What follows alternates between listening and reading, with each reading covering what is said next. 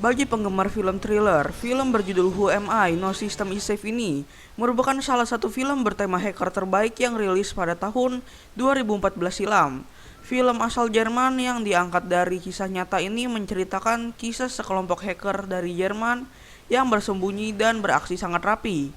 Oke, tanpa berlama-lama lagi, mending kita langsung masuk aja ke alur cerita dari film Who Am I ini, guys. Get it when I get back. Film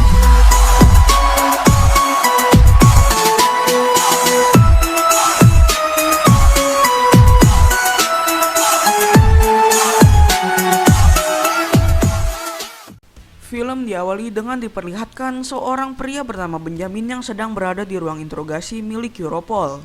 Dia adalah hacker yang menggunakan identitas sebagai Who Am I, yang mengetahui kelompok hacker bernama Friend dan juga Russian Cyber. Di sini Benjamin memulai cerita saat dirinya masih kecil. Di sini ia ingin menjadi superhero. Superhero memiliki kenangan yang buruk terhadap orang tua mereka. Benjamin pun merasa sudah memenuhi syarat untuk menjadi superhero itu. Ayah Benjamin pergi meninggalkan Perancis saat Benjamin masih kecil, sedangkan ibunya meninggal karena bunuh diri. Dan kini Benjamin tinggal bersama neneknya. Benjamin mengatakan bahwa peretasan mirip seperti sulap, dan ia mulai meretas sebuah sistem saat ia berumur 14 tahun. Benjamin pun suka berkumpul dengan hacker yang berada di Dark Knight. Dan dalam forum itu hanya ada satu orang yang dianggapnya pahlawan bernama Mr. X. Dia adalah hacker panutan bagi para hacker lain. Mr. X mempunyai 3 prinsip. Yang pertama, tidak ada sistem yang aman. Yang kedua, incarlah sesuatu yang mustahil. Dan ketiga, bersenang-senanglah di dunia maya dan dunia nyata. Benjamin mulai menjelaskan penyebab ia berada di ruangan interogasi. Semua itu berawal dari seorang wanita bernama Mary. Saat itu, Benjamin menjadi seorang kurir pengantar pizza. Dan saat Benjamin sedang mengantar pizza, ia bertemu dengan Mary. Mary ini adalah teman sekolahnya sekaligus orang yang ia sukai. Mary mengatakan bahwa ia akan memberinya 100 euro padanya jika Benjamin bisa membawakan bocoran jawaban ujian untuk fakultas hukum. Sesampainya Benjamin di rumah, ia berpikir dan berhayal seandainya ia bisa membantu Mary, ia akan bisa berpacaran, menikah dan bahkan memiliki anak dengan Mary. Dan aksinya pun mulai di malam hari. Ia pergi ke sebuah server di kampus dan mengambil soal yang ada di server itu. Namun aksinya tidak berjalan lancar. Ia terkiduk oleh seorang security yang sedang berjaga di sana. Dan Benjamin pun mendapatkan hukuman 50 jam melakukan pelayanan masyarakat. Dan saat sedang bekerja, ia bertemu dengan seorang bernama Max dan menanyakan kenapa ia bisa sampai dihukum seperti itu. Benjamin pun menjelaskan bahwa ia meretas server yang ada di kampus. Nah, Max yang tertarik dengan dunia hacker mengajak Benjamin untuk ke sebuah pesta. Di malam harinya, Benjamin pergi ke pesta itu. Di sana Benjamin dikenalkan kedua teman dari si Max yang bernama Steven dan Paul. Di sini Steven sangat mahir dalam hal software dan Paul sangat ahli dalam hal hardware. Nah, di sini Benjamin harus menunjukkan keahliannya itu pada teman-temannya. Dan dengan menggunakan laptop yang berada di atas meja, Benjamin pun mulai meretas aliran listrik yang ada di komplek itu. Tak lama polisi pun datang dan ternyata rumah tempat pesta bukanlah rumah Max, melainkan milik orang lain. Saat akan kabur, Benjamin bertemu dengan Mary di pesta. Mereka kabur keluar rumah dan dikejar oleh polisi. Dan ternyata Mary mengikuti Benjamin lari dari rumah. Dan mereka semua lari berpencar. Benjamin yang sudah sampai di rumah mendapati neneknya yang sudah tidak ada di rumah. Ia berlari keluar dan menemui neneknya yang ada di trotoar. Dan di pagi harinya Benjamin membawa neneknya ke rumah sakit. Riwayat penyakit Alzheimer neneknya semakin parah. Akhirnya ia dirawat di rumah sakit. Saat perjalanan pulang di dalam kereta, Ben bertemu dengan Max. Dia mengajak Benjamin untuk melakukan peretasan. Di sana, Steven dan Paul sudah menunggu. Max menyuruh Ben untuk meretas komputer yang dimana komputer itu digunakan untuk presentasi. Dan di sini mereka mengganti video presentasi itu menjadi video lucu. Dan itu adalah aksi pertama Ben dan teman-temannya. Nah, di rumah mereka memutuskan untuk membuat grup hacker bernama Clay. Dan di sini Mereka yang telah memiliki grup Clay ini kembali memulai aksinya, mulai dari peretasan kecil di dunia keuangan sampai di gedung formasi. Aksi mereka pun terus berlanjut sampai mereka jadi populer. Mereka menunggu apresiasi dari Mr. X. Namun di sini, aksi mereka tidak dianggap oleh Mr. X. Untuk menghapus kekecewaan itu, Max mengadakan pesta kecil-kecilan di rumahnya. Namun Benjamin pergi untuk menemui Mary. Di sini, ia bertemu dengan Mary untuk menghadapi tantangan terbesarnya. Mary yang berada di sebuah pesta pergi keluar untuk menemui Benjamin. Nah, di dalam mobil terjadi sedikit percakapan dan Benjamin mencoba mencium Mary. Namun sepertinya perbuatan Benjamin itu tidak disukai Mary. Kemudian di pagi harinya, Max mendapatkan pesan dari Mr. X yang berisi cybercrime Europol.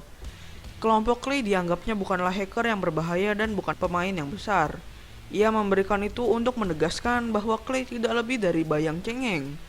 Hal itu membuat Max marah dan membuatnya ingin melakukan sesuatu yang lebih besar lagi. Mereka akan meretas dinas rahasia di Jerman. Aksinya dimulai dengan mencari sebuah surat yang ada di tempat sampah yang akan digunakan untuk melakukan tipuan. Di sana mereka menemukan sebuah undangan. Undangan tersebut digunakan untuk menjebak salah satu karyawan yang menyukai seekor kucing. Nah, karyawan tersebut lalu dikirimkan gambar kucing yang jika diklik terdapat sebuah link yang nantinya akan mengarah ke sebuah situs jebakan, di mana nantinya Max bisa masuk ke dalam komputer milik karyawan tersebut. Tapi di sini mereka belum mendapatkan akses langsung ke server. Aksi mereka pun dilanjut dengan cara offline, yaitu mendatangi kantor dan mengakses langsung ke server mereka. Di sini aksi mereka berjalan dengan sangat mulus tanpa kendala. Nah, malam harinya mereka pergi ke klub dan ternyata Mary juga ada di sana. Ketika Benjamin mulai memberanikan diri untuk kembali mendekati Mary, dia justru melihat Max yang sedang berciuman dengan Mary. Benjamin yang kesal lalu pulang ke rumahnya dan mengirim data yang diambil dari server dinas rahasia Jerman pada Mr. X. Keesokan harinya, Stephen, Max, dan Paul pun datang ke tempat Benjamin dan terjadi sedikit pertengkaran kecil di antara mereka. Tidak lama setelah itu, mereka lalu diperlihatkan sebuah berita tentang kematian hacker yang diduga bernama Krypton. Dia merupakan hacker yang dibiayai oleh dinas rahasia Jerman untuk memata-matai para hacker yang ada di Dark Knight. Ternyata Mr. X menjual data tersebut kepada Russian Cyber Mafia. Kejadian tersebut pun disalahkan kepada kelompok Benjamin dan kawan-kawan. Mr. X sendiri tanpa diduga merupakan anggota dari kelompok hacker bernama Friends. Lalu terjadi perdebatan kecil di antara Benjamin dan kawan-kawannya. Stephen yang ingin kabur karena ketakutan dicegah oleh Benjamin. Benjamin mempunyai rencana untuk mencari Mr. X dengan menjadikan dirinya sebagai umpan. Lalu mereka menghubungi Mr. X dengan menggunakan komputer yang ada di perpustakaan umum. Sementara itu, Europol yang mengetahui seorang yang sedang menghubungi Mr. X di Berlin lalu mengirimkan pasukannya itu untuk mendatangi lokasi Benjamin dan kawan-kawan. Nah, di sini Benjamin mendapatkan sesuatu dari Mr. X. Tidak lama kemudian, polisi pun datang dan mereka berpencar. Mereka berhasil kabur dari para polisi dan Europol yang mengejar mereka. Di sisi lain, Europol yang bernama Hena tengah terancam posisinya.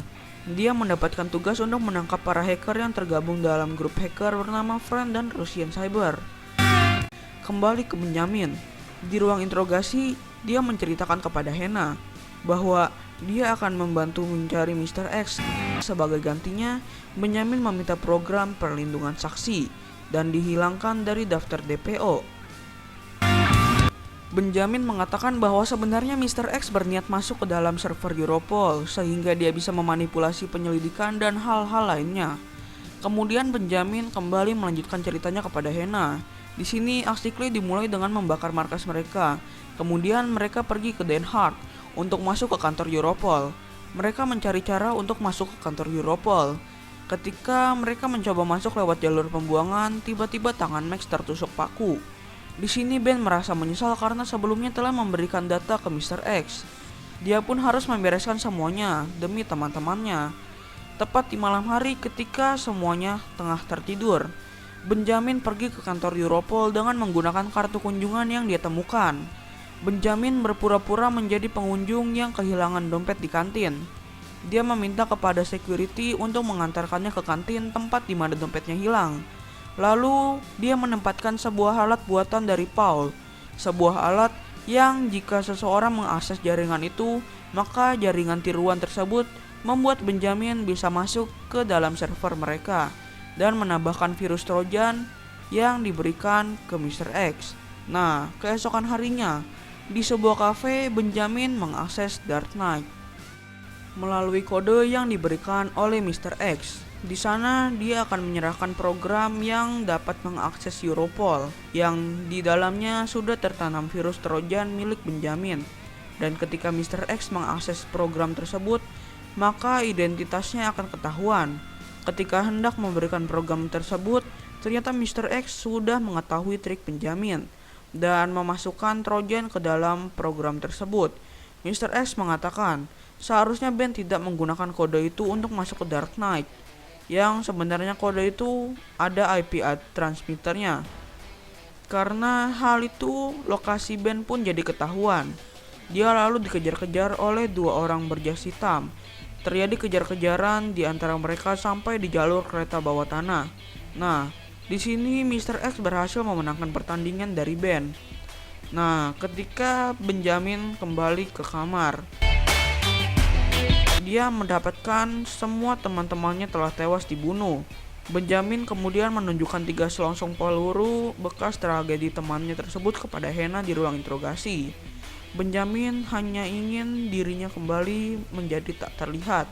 Hannah pun menyuruh temannya untuk segera datang ke tempat ruangan interogasi dan menanyakan kepada Benjamin kalau Benjamin ingin program perlindungan saksi, apa yang akan dilakukan untuk menjebak Mr. X dan menangkap kelompok hacker bernama Friend. Nah, di sini Benjamin berencana untuk menggunakan trik sulap untuk menyerang titik lemah dari Mr. X, yaitu harga dirinya. Nah, di sini Benjamin pun melakukan tipuan seperti yang pernah dilakukan Mr. X kepadanya. Namun di sini Benjamin melakukan dengan metode yang sangat brilian. Akhirnya identitas Mr. X pun terbongkar dan dia ditangkap di sebuah kafe. Ternyata nama asli dari Mr. X adalah Sandanem yang baru berusia 19 tahun. Dan dia berasal dari New York. Karena Ben berhasil membuat identitas dari Mr. X terungkap, Hannah menyatakan dalam beberapa jam Ben akan mendapatkan identitas baru dan dia akan menjadi orang yang bebas kembali. Namun di sini Hannah mengingat perkataan dari temannya tentang kejanggalan cerita yang diungkapkan Benjamin ketika diinterogasi. Karena curiga dari cerita yang diungkapkan Benjamin sebelumnya, Hannah pun pergi ke rumah Benjamin dan di sana dia menemukan obat Ritalin. Lalu dia pergi menemui Mary yang sedang nongkrong bersama teman-temannya, lalu menanyakan kepada Mary apakah dia kenal dengan Benjamin. Mary menjawab bahwa dia pernah satu kelas dengan Benjamin dan tidak pernah bertemu lagi dengan Benjamin.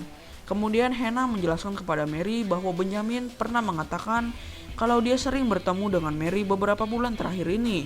Karena semakin curiga ada yang tidak beres, Hannah pun pergi ke tempat dokter di mana Benjamin pernah melakukan perawatan di sana. Dan di sini dokter mengatakan bahwa ibu Benjamin memiliki kepribadian ganda. Lebih tepatnya 4 kepribadian, yang dimana mereka semua merupakan cerminan dari dirinya. Kehidupannya tergantung kepada obat-obatan, sampai pada akhirnya ia tidak kuat lagi dan melakukan bunuh diri. Dan sepertinya penyakit itu diturunkan kepada anaknya, yaitu si Benjamin. Dan ternyata obat Ritalin dapat memicu munculnya kepribadian ganda tersebut. Hannah pun kembali ke kantor dan hasil forensik dari 3 peluru yang dibawa Benjamin menunjukkan kalau peluru tersebut berasal dari Perang Dunia Kedua. Lalu Hannah menemui Benjamin untuk menanyakan dari mana Benjamin mendapatkan luka di tangannya, yang seharusnya dalam cerita tersebut yang harusnya terluka adalah Max. Dan di dalam hotel sendiri tidak ditemukan mayat di sana. Mereka pun menyimpulkan bahwa semua ini adalah imajinasi Benjamin. Clay yang seharusnya memiliki 4 anggota ternyata hanya Benjamin seorang. Ia menjadi Max, Stephen, dan juga Paul. Hannah pun menyimpulkan bahwa Benjamin mirip seperti ibunya, yaitu memiliki kepribadian ganda. Karena hal itu, program perlindungan saksi pun dicabut. Benjamin memohon untuk tetap mendapatkan perlindungan saksi, karena jika tidak, kelompok hacker Friend akan membunuhnya. Hena lalu menjadi merasa bersalah dan menyuruh Benjamin untuk meretas program perlindungan saksi dan mendapatkan program perlindungan saksi kembali. Lalu Hena pun melepaskan Benjamin di bawah jembatan. Tapi sebelumnya, Hena meminta Benjamin untuk membongkar trik sulap gula yang dia lakukan kepadanya. Ketika Benjamin sudah pergi, sepertinya Hena menyadari sesuatu, dan ketika menyadari bahwa dia telah dipermainkan oleh Benjamin, Ben sudah kabur. Kemudian kita diperlihatkan Ben yang ada di atas kapal, dan kemudian ada Mary, Max, Steven, dan juga Paul. Ternyata semua itu adalah akal-akalan si Benjamin. Dia seolah-olah memiliki 4 kepribadian ganda karena akan membebaskannya dari hukuman. Aksi tipuan itu dilakukan ketika mereka sudah ketahuan wajahnya oleh Mr. X, dan luka yang ada di tangan Benjamin itu dibuat oleh Max supaya lebih meyakinkan. Kembali dengan rencana mereka, dan tipuan tersebut membuat mereka semua menjadi bersih dan bebas beraksi kembali. Dan film Who I Am ini pun berakhir dengan plot twist di dalam plot twist. Sungguh sangat keren.